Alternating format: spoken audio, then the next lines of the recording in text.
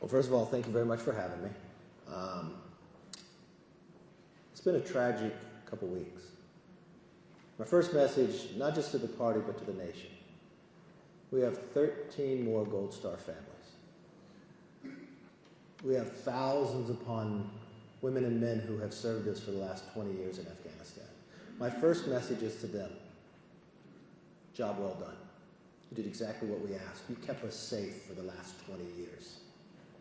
The decision, what took place within the last month, solely rests on the Biden administration.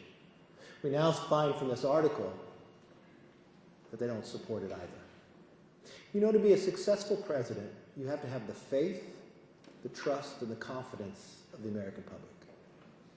I think this president of this last month has lost that in so many different ways.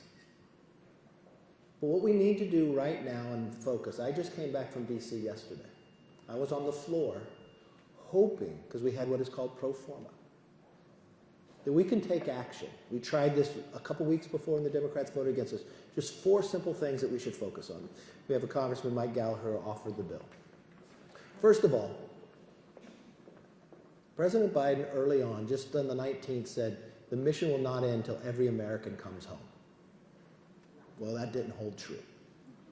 Earlier in the month, they said there were somewhere between 11,000 to 15,000 Americans, and they tells us they got 5,600 out.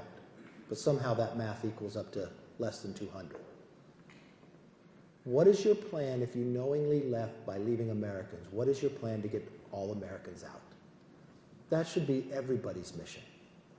Secondly, what is the accounting of the amount of weaponry we have left the Taliban? We know they now have an air force bigger than 1/3 of every NATO country. As O'Brien likes to say, more Black Hawks than Australia.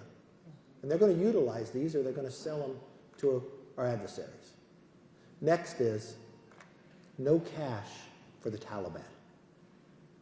And very last, the big concern that we have, we should not recognize the Taliban. But that's a different thing that I've been hearing.